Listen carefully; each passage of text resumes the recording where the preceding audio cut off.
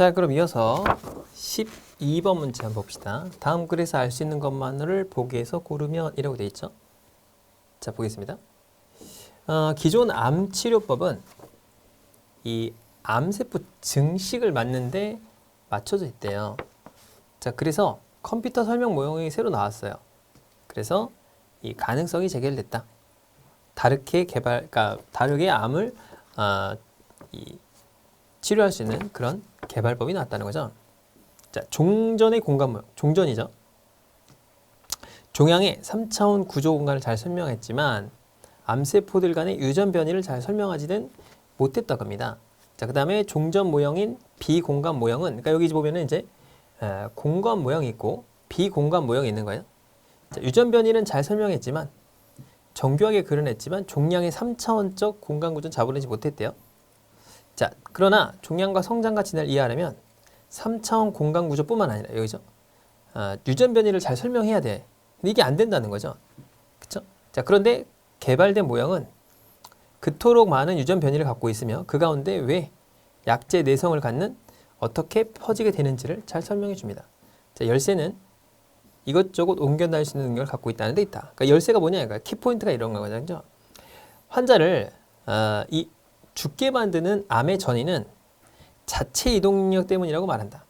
자, 공간 모형에서는 빈 곳이 있을 때만 분열할 수 있다. 그러니까 세포가 빈 곳이 있어야 분열하는데, 그래서 세포를 올라타고서 다른 곳으로 이동한다라고 되어 있지만 이게 분열할 수 있는 곳이 제한되어 있다라고 얘기해서 하지만 새 모형에 따르면 도움 없이 빈 곳으로 이동해서 거기서 퍼져나간다 이거죠. 자, 증식함으로써 유전 변이를 얻게 된다. 그래서 더 빨리 자랄 수 있고 이상할 정도로 많은 유전 변이를 가질 수 있다라고 한 거죠. 자, 컴퓨터 설명 모형은 종전의 공간 모형보다 유전 변이를 더 잘 설명한다 이런 거죠. 여기가 이제 유전 변이가 왜 자꾸 일어나고 하는 게 이제 공간을 타고 넘어가니까 빨리빨리 가니까 그렇다라는 거죠. 자, 종전의 공간 모형은 컴퓨터 설명 모형보다 3차원 공간 구조를 더 잘 설명하냐. 자, 여기 보니까 3차원 공간 구조를 잡아내지 못한다라고 돼 있죠. 그렇죠? 자, 그 다음에 종전 모양인 공간 모형은 3차원 구조 공간을 잘 설명해요. 그죠? 그러니까 설명한다고 돼 있어요. 자, 그런데 이 컴퓨터 설명이 이 3차원적 공간 설명을 못한다는 내용은 없죠. 더 잘한다. 그런 내용은 없어요. 그죠? 자, 그래서 틀린 이야기죠. 자, 종전의 공간 모형과 비공간 모형은 자체 이동 능력을 인정하나 인정하지 않죠. 그리고 컴퓨터 모형 능력을 인정한다라고 돼 있으니까 틀린 얘기죠. 그래서 기억 번반 맞는 얘기네요. 자, 그렇게 이해하면 되겠죠. 자, 봅시다. 자, 화장품 간에도 궁합이 있답니다. 같이 사용하면 좋은 게 있고 반면에 부작용을 일으키기도 합니다. 자, 화장품에 포함된 모든 성분이 표시되어 있기 때문에 기본 원칙만 알고 있으면 제대로 짝을 맞출 수가 있습니다. 자, 봤더니 묵은 각질을 제거하고 외부 자극으로도 피부 저항력을 키우는 비타민 B는 K하고 함께 사용하면 극대화돼서 피부를 관리에 도움이 된대요. 자, 세안제는 알칼리성 성분이어서 약알칼리성이 됩니다. 따라서 산성에서 효과를 발휘하는 비타민 A 성분이 포함되어 있는 제품을 사용할 때는 피부를 정리하면 사용하면 됩니다. 자, A 성분이 포함된 제품은 각질을 제거해. 그렇기 때문에 각질 제품과 같이 사용하면 안 된다 이거예요. 그러니까 비타민 A랑 각질 제거랑 같이 하면 되는데요. 안 돼. 왜냐? 두 번 벗겨져. 그러니까 피부가 손상된다 이거죠. A도 각질 제거, B도 각질 제거. 피부가 날아가는 거죠. 그러니까 안 된다. 자, AHA는 각질 결합을 느슨하게 해서 좋기 때문에 자외선을 약한 특성을 지니고 있다. 따라서 뭐랑 같이 쓰면 이렇게 AH 성분이 포함된 제품을 사용할 때는 자외선 차단제를 같이 쓰는 게 좋다. 그렇죠? 자, 자외선 차단제와 AHA 성분이 포함되어 있는 모공 축소 제품을 같이 쓰면 좋나요? 좋죠. 그죠? 자, 여기 문제가 뭐냐면 부작용을 일으킬 수 있는 거예요. 부작용. 이건 이제 좋은 거죠. 플러스. 자, A 성분이 들어있는 것과 비타민 B 성분이 포함된 각질 관리 제품이래요. 자, 그런데 자, 비타민 B를 볼까요? 자, 비타민 B는 여기 봤더니 K 성분인데 자, 여기 보니까 외부로부터 각질을 제거하고 저항력을 키운대요. 각질 제거랑 같이 쓰면 된다고 했어요? 안 됐어요? 안 된다고 했죠? 얘랑 같이 쓰면 안 돼. 피부가 2배로 날아가. 그러니까 안 된다 이거죠. 자, 비타민 B하고 K 맞죠? 플러스하면 좋은 거니까 이거는 좋은 거고 이게 배드죠. 그러니까 여기서 물어본 게 뭐예요? 부작용이 생기는 건 니은이 되겠죠. 니은 그죠? 그래서 정답이 2번이 되겠네요. 자, 넘어가 봅시다. 전자공개 수의계약 공고입니다. 자, 봤더니 기초 금액이 자, 부가세가 10%가 포함되어 있어요. 그럼 10%가 포함되어 있다는 게 뭘까요? 여기 10%가 포함되어 있으니까 정가가 있으면 거기 더하기 VAT가 이거 지금 23380이라는 거예요. 그러니까 정가를 계산하는 건 이거에다가 10%니까 정가 곱하기 1.1이 요거거든요. 요거. 그러니까 정가는 얼마죠? 23380 나누기 1.1입니다. 이렇게 하면 됩니다. 자, 그러니까 무조건 부가세 포함 금액은 1.1로 나누면 돼요. 상식적으로 봐서. 자, 그래서 이런 경우는 그냥 바로 14번의 1번부터 봅시다. 일치하지 않는 겁니다. 전자 입찰로만 진행되는 사항으로 지문 정보를 미리 입력해야 된다라고 되어 있습니다. 자, 여기를 보면은 여기 나오죠? 이 지문인식 신원 입찰이 적용되므로 대표자 또는 대리인이 미리 지문 정보를 등록해야 된다라고 되어 있죠? 맞는 얘기고. 자, 입찰서 제출 기간 중에는 24시간 제출이 가능하고 12월 1일 자정까지 되냐 라고 돼 있죠. 자, 여기 봤더니 12월 1일 11시까지죠. 틀렸네요. 자, 입찰 참가 수수료는 없는데 낙찰 하한율이 있대요. 자, 밑으로 내려볼까요? 자, 여기 봤더니 이렇게 입찰서에 산출 내역이 있고요. 자, 그 다음에 직상 최저가로 관련된 결격사 엄자가 결정됩니다. 낙찰 하한율은 이렇게 결정이 되는 거죠. 맞는 거고. 자, 국가 조달 시스템을 통한 자동 추첨 방식은 같은 가격으로 입찰서를 제출한 2명, 2명 이상일 경우에는 자동으로 추첨하는 방식을 적용한다라고 돼 있죠. 맞는 얘기입니다. 자, 그 다음에 중소기업들이 입찰할 수 있는 입찰 최저가인데 부가세 제외입니다. 그러니까 입찰 최저가는 88%예요. 자, 그러니까 계산해 보면 이런 거죠. 자, 여기 보면 238380이죠. 자, 238380 곱하기 88%가 최저가예요.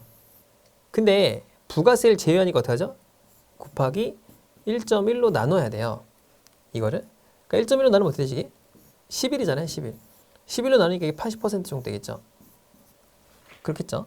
그러니까 11분의 10 이렇게 하면 되니까. 그렇겠죠. 11로 나누면 8이고 곱하기 10이니까 80%가 되겠죠. 그러니까 여기에 80%가 최저 입찰가가 됩니다. 계산하면 88에 64, 다음에 38에 24, 304죠. 그러니까 끝에가 4로 끝나는 게 다 4네요. 그쵸? 그 다음에 38에 24, 704죠. 8이 16 이렇게 되겠죠. 그래서 8이 16이니까 18이 되죠.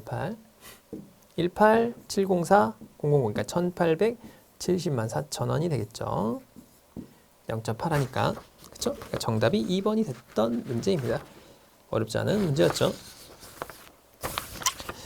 자, 그 다음에 요거는 이 문제를 잘 보면 이 헌재가 위헌으로 결정한 법률이 있다. 그러면 위헌 결정을 받은 날부터 효력을 상실해요. 자, 그런데 소급하여서 이 상실한다라는 거죠. 그 전으로 돌아가서. 자, 그래서 효력이 상실될 법률의 유죄 책임을 지는 것은 타당하지 않다는 점을 교류해서 위헌인 형벌 조항에 대해서는 제정 시점까지 소급표를 인정하는 것은 문제가 있다. 자, 그래서 어느 형벌 조항에 대해서 합헌 결정을 하였지만 그 후 시대나 상황에 따라서 사정 변경으로 위헌 결정을 한 경우에는 제정 시점까지 소급하여 그 효력을 상실하게 하기 위하여 형사처벌을 받은 사람까지도 재심, 그러니까 이미 형사처벌을 받았어. 다시 이렇게 소를 제기해서 내 결정이 잘못됐다라고 청구할 수 있게 된다는 거죠.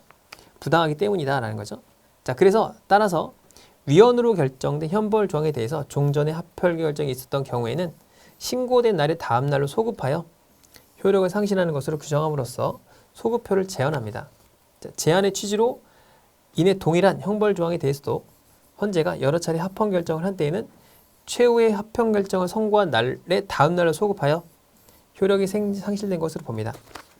자, 그런데 여기가 이제 핵심이죠. 한편 지금까지 다 헛소리인 거고 여기서부터가 중요한 내용입니다. 위헌 결정이 내려진 형벌 조항에 근거하여 유죄의 확정 판결을 받은 사람은 무죄임을 확인해 달라는 재심 청구를 인정됩니다. 그러니까 무조건 다 소급표를 인정해 버리면 다 문제가 발생할 수 있죠. 그러니까 재심 청구도 인정되고요. 그 판결로 인해서 실형을 받았다면, 그러니까 실형을 선고받고 복역을 해야 돼. 그러니까 실형을 받고서 집행유예를 받으면 그냥 나와서 사는 거거든요. 집행유예는 감옥에 들어가는 게 아닙니다. 참고로 그런 사람들은 이렇게 복역을 하는 사람들만 형사보상금을 청구할 수 있는 거예요. 그러니까 무조건 형이 확정됐다고 해서 요 형사보상금을 청구하는 게 아니라 반드시 징역을 살아야 됩니다. 복역을 해야 돼. 자, 벌금형을 선고받아서 납부한 사람도 청구가 인정됩니다. 그러니까 집행유예만으로 받아가지고 나와서 똑같이 생활하는 겁니다. 집행유예는 그냥 집행을 유예하는 것 뿐이에요.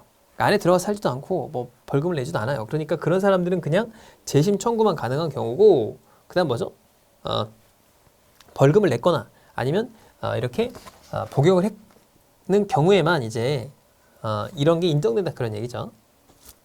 자, 1953년에 요게 이제 형법이 이때 합헌 결정을 했지만 이때 위헌 결정을 한 거예요. 2015년 2월 26일 날 간통죄는 아니다, 위헌이다 라고 판결이 난 거죠. 그럼 이걸로 처벌을 받은 사람들은 재심 청구나 형사보상금 청구를 할 수 있다라는 거죠.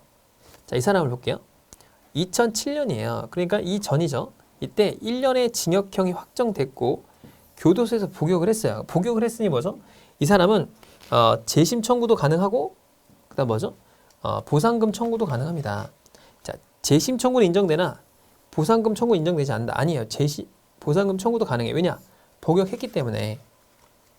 자, 이 사람 관통죄로 징역 1년과 집행유예를 받은 사람은 산 게 아니라고 했죠. 복역한 바가 없어. 그럼 얘는 뭐죠? 얘는 그냥 재심 청구만 가능한 거예요. 자, 모두 인정되지 않습니다. 재심 청구만 가능한 거죠. 자, 그러니까 이게 정답이죠. 형사보상금 청구는 안 되는 겁니다. 자, 병을 볼게요. 징역형이 확정됐고 1년간 교도소에 복역했기 때문에 이 사람은 재심 청구도 가능하고 형사보상금 청구도 모두 인정됩니다. 그러니까 이 사람 틀렸죠. 모두 가능해요, 얘는. 그러니까 3번이 정답이죠, 3번. 그죠? 그러니까 집행유예라는 단어를 몰라서 질문을 많이 하시는데 집행유예는 산 게 아닙니다. 형을 산 게 아니고 그냥 밖에 나가서 똑같은 생활을 하는데 집행만 유예된 거예요. 그러니까 이렇게 복역을 하고 돈을 낸 사람만 혜택을 보는 거죠. 혜택이라기보다는 이제 보상금 청구가 가능한 거죠. 자, 애들을 싸는 걸 이제 베넷 쪽이라고 하죠. 이렇게 애들이 이렇게 막 움직이지 말도록 꽁꽁 싸는 거죠. 애들이 이렇게 있으면 이렇게 쫙 싸매는 거죠. 애를. 그렇죠? 숨 막히게 싸야 돼요. 그래야 애들이 안 움직이고 좋아해. 아무튼 그렇다고 합니다. 자, 그래서 그러니까 숨 막히게 죽게 하는 게 아니라 꽉 조여매줘야 애들이 움직이질 않아서 안 울어요. 자, 그래서 보드라운 신생아의 목에 이렇게 닿지 않도록 이게 뭐 쓸리면 뭐가 나니까 자, 무형을 하고 했다. 37일까지. 37일이 뭐냐면 21일입니다. 21일. 약 3주간 입힌 거죠. 그래서 베넷 저고리는 3주간 입히는 옷이다. 맞죠? 옳은 것만 고르는 거네요. 지역에 따라 3조 저고리, 3저고리, 이레한 저고리라고도 불렀습니다. 자, 무명실의 끈을 길게 달았는데 그거는 이제 장수를 기원했는데 모두 공통이 없습니다. 자, 남자 아기는 재수가 좋다고 해서 시험이나 송사를 치는 사람들이 이렇게 지니고 있었대요. 자, 그래서 여기 보니까 시험을 잘 보기 위해서는 여자아이인가요? 남자아이죠, 남자아이가. 틀렸죠. 자, 그 다음에 20일이 지나면 베넷 저고리를 벗고 돌띠 저고리를 입었답니다. 돌띠라는 건 한 바퀴 돌려 맬 수 있을 정도인데 이건 왜 그러냐? 장수하기를 바라는 거죠. 애들이 옛날에 많이 죽었죠. 위생도 문제가 있고 또 약도 없고 하니까 많이 죽었어요. 자, 그래서 돌띠 저고리와 백줄 아직 안 나왔네요. 자, 100일에는 100줄을 누빈 저고리를 입혔는데 이도 장수래요. 돌띠도 장수. 아무튼 장수다. 맞죠? 장수라는 의미가 같습니다. 자, 남자아이뿐만 아니라 여자아이도 색동 저고리를 입혔냐? 자, 의미를 담고 있다. 첫 생일인 도엘에게는 남자 아기에는 색동 저고리, 자, 여자 아기에는 색동 저고리를 입히고 굴리를 씌웠대요. 그러니까 둘 다 색동 저고리를 입혔죠. 맞죠? 그러니까 이렇게 맞겠네요. 그래서 정답이 4번이 되겠네요. 4번. 그렇죠? 뭐 문제는 재밌던 문제죠. 그래서 이런 게 있다. 지금도 이렇게 베네 저고리 비슷한 게 있는데 지금은 뭐 이렇게 막 그런 일 없죠. 워낙 그 좋고 세상에 가장 좋은 것만 입힐 거 아닙니까? 대부분의 엄마들이. 자, 과학 진영의 A인데요. A와 B래요. 그러니까 은하와 비교적 멀리 떨어진 은하들이 더 멀어진다는 사실이 확인되었어. 그러니까 은하가 있으면 우리 은하가 있죠. 그래서 은하가 있으면 그러니까 태양계 이런 게 은하잖아요. 은하가 이렇게 있는데 점점 멀어진대. 그래서 두 개의 진영이 있다는 거예요. 자, 봤더니 이제 부합하지 않는 걸 고르는 겁니다. 자, 시간적으로 무한히 오래됐기 때문에 팽창한다. 자, 그런데 우주는 팽창하지만 항상성을 유지한대. 뭐냐? 은하가 멀리 떨어질 때 그 사이에 새로운 은하가 생성돼. 그러니까 은하가 이렇게 있잖아요. 그럼 얘가 이게 멀어져. 그럼 길이가 점점 멀어질 거 아니에요. 그때 항상성을 유지하니까 이게 멀어지면 중간에 하나 더 들어와. 그러니까 길이가 항상 같은 거예요. 이렇다 그런 얘기죠. 자, 약간씩 변화가 있겠지만 전체의 평균 밀도.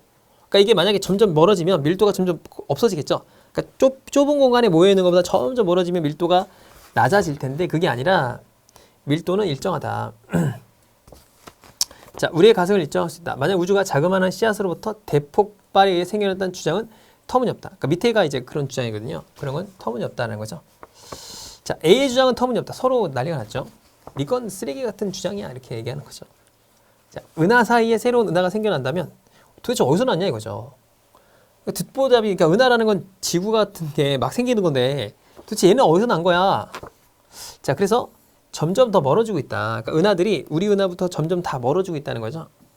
자, 우리 견해가 옳다.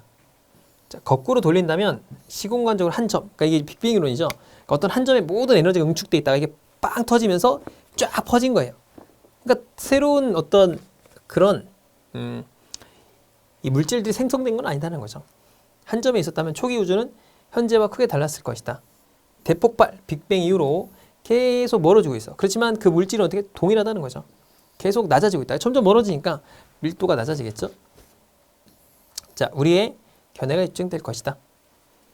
자, A에 따르면 물질의 질량이 보존되지 않겠죠. 왜냐? 새로운 게 막 생긴다고 했으니까 총 질량이 보존되지 않죠. 그러니까 점점 늘어나는 체계가 되겠죠. 맞고. 자, A에 따르면 우주는 시작이 없고 B는 우주의 시작이 있다. 그죠? 얘는 그냥 무한하게 오래된 거니까 뭐 시간적으로는 시작이라는 시점이 없다는 거죠. 근데 얘는 뭐예요? 시작 최초점이 있고 거기서 빵 터졌다. 그런 얘기죠. 자, A에 따르면 우주는 국소적인 변화는 있으나 전체적으로 변화가 없다. 그죠? 그러니까 항상 항상성을 유지한다. 라고 돼 있죠. 그러니까 항상 똑같다는 얘기예요. 그러니까 은하하고 은하의 어떤 그 체계라든가 이런 것들이 거리나 밀도가 비슷하다. 계속 유지가 된다. 이런 얘기죠. 자, A와 B는 인접한 은하들 사이에 평균 거리가 커진다는 것을 받아들이고 있나요? 아니죠. B는 받아들이고 있는데 아니다는 거죠. 이거는. A는 똑같다는 거예요. 항상. 그러니까 중간에 은하들이 끼어 들어가면서 뭐가 맞냐? 이 주장이 맞다라는 의견도 많고요. 정확하게 우리는 모르죠. 모르지만 이 문장에서는 이렇게 보는데 이 이론이 좀 더 설득력이 있죠. 그렇겠죠. 넘어가서 자, 봅시다. 이슬람 과학입니다. 그러니까 건보는 과학문이 많이 나와요. 자, 이슬람 과학은 여기서 배운 지식을 여기다 써먹었대요. 그러니까 이슬람 과학은 그리스나 인도에서 이렇게 써먹었다는 거죠. 그래서 정확한 것으로 만들어서 유럽의 인도에서 근대 자연과학의 의의를 두고 있다. 그러니까 이슬람 과학이 배워와. 그래서 유럽으로 전파해. 그랬더니 유럽 애들이 또 잘 써먹어. 이런 거죠. 그래서 알코올, 알칼리, 케미스트리 이런 것들이 다 알케미 뭐 이런 것들이 다 알즈브라, 대수라고 하죠. 대수학 이런 것들. 자, 자체의 고상한 목적을 위해 연구되기도 했었지만 일상생활에 응용되어 실익을 얻었다라고 돼 있죠. 자, 적절하지 않은 거예요. 자, 이슬람 과학은 그리스도와 인도에서 영향을 받았나요? 그 영향을 받았죠. 받아서 유럽에 전파했죠. 자, 자연과학에 큰 영향을 끼쳤다. 맞죠? 유럽에 끼쳤다. 자, 과학은 실용적인 목적으로 연계되기 때문에 일상생활에서 응용할 수 있나요? 자, 고상한 목적으로 연구됐죠? 실용적인 목적이 아니라. 그렇지만 일상생활에 응용됐다는 거죠. 틀렸죠. 자, 그 다음에 수학은 복잡한 문제를 풀기 위해 사용됐을 뿐만 아니라 상업 측량, 예측, 예배 시간 이런 것들 하기에도 큰 도움을 줬대요. 자, 그 다음에 외래학문으로 철학, 기하, 음악 이런 것들도 교육되었습니다. 숫자의 진보에도 크게 영향을 미쳤다라고 돼 있죠. 그래서 실증적인 토대 이런 거 보니까 다 이렇게 방향, 라마단 이런 데에도 바탕을 두고 있다라고 돼 있죠.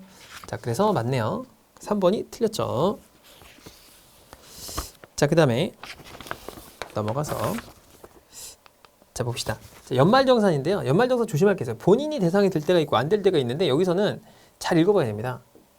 자, 1인당 100만 원씩 공제되는 가족의 범위는 일단 소득 금액 100만 원을 벌면 안 돼. 이하인 배우자. 존비속이 뭐라고 그랬죠? 존속은 위로 올라가는 거, 비속은 밑에예요. 형제 자매 등입니다. 자, 부양가족에 대한 기본공제를 받은 근로자만이 이런 경우 추가 공제를 받을 수 있어요. 장애인은 200만 원, 여기는 여기까지 받을 수가 있다라는 거죠. 자, 급여가 높은 사람이 인적공제, 이게 인적공제인데 받는 게 유리해요. 왜냐하면 소득이 많으면 누진세가 적용되니까 세율이 높아요. 세율이 높으면 어떻게 되죠? 세금을 많이 내야 되죠. 그러니까 자유롭게 선택이 가능합니다. 자, 처음 볼게요. 총급여가 3천만 원이 아빠, 가정주입인 엄마인데, 자, 일단 대상자가 여기 볼게요. 누가 있죠? 일단 엄마, 일을 안 하는 장애인 삼촌 형제자매 되죠. 함께 살고 있는 보람이네. 인적공제입니다. 일단 기본공제 얼마요? 300만 원이죠. 하나, 둘, 셋. 장애인 얼마? 200만 원입니다. 기본공제를 받아야 되는데 받고 있어요. 더하기 200만 원이니까 자, 500만 원이 맞겠죠? 자, 남편은 총급여가 2천만 원, 아내는 3천만 원이면 누구한테로 부양가족을 몰아야 돼요? 아내한테 몰아야 된다고 그랬죠? 차이가 없다고 했으니까 틀린 설명입니다. 그러니까 2번이 정답이 되겠죠? 자, 총급여가 3천만 원인 근로자가 있는데 지출액이 90만 원 이하라면 영수증을 수집할 수 없다. 자, 의료비는 3%를 초과하는 금액에만 공제할 수 있어요. 그럼 3천만 원이니까 3%니까 90만 원을 초과해야 공제를 받아. 90만 원만 썼으니까 필요가 없습니다. 공제가 안 돼요. 자, 총급여가 3천만 원인 근로자가 신용카드 지출액이 450만 원이라면 수집할 수 없다. 수집할 필요가 없다. 자, 일단 얘는 15%를 초과해야 15%를 공제합니다. 그러니까 예를 들어서 3천만 원이니까 얼마? 15%인 400만 원, 450만 원을 써도 공제를 못 받아요. 450만 원 넘는 걸 씁니다. 예를 들어서 자, 이 사람이 신용카드로 1,000만 원을 썼다고 해봅시다. 얼마를 공제받냐면 45% 여기 보니까 15%까지는 여기 15%죠. 공제가 안 돼. 그러니까 450만 원까지는 공제가 안 되고 550만 원만 공제가 되는데 거기서 초과한 금액의 15% 여기에 15%만 되는 겁니다. 그러니까 10%면 55만 원이고 그 다음에 여기에 5%니까 27만 5천 원이 되겠죠. 그렇겠죠. 자, 그러니까 82만 5천 원, 그러니까 8만 2,500원만 공제가 되는 거예요. 오케이. 자, 그 다음에 500만 원 중 작은 금액. 총 금액 20%니까 600만 원과 500만 원 중 작은 금액까지만 이 한도도 이렇게 15%니까 여기 550만 원에 15% 그러니까 82만 5천 원이 되겠죠. 82만 5천 원만 공제가 되는 겁니다. 이해가셨죠? 그러니까 요거는 맞는 거죠. 자, 그렇게 풀이를 한 겁니다. 자, 이렇게 해서 우리가 의사소통을 모두 봤고요. 다음 시간에는 응용술인데 여기서부터 시간이 좀 많이 걸리죠. 다음 시간에 보도록 하죠. 수고 많으셨습니다.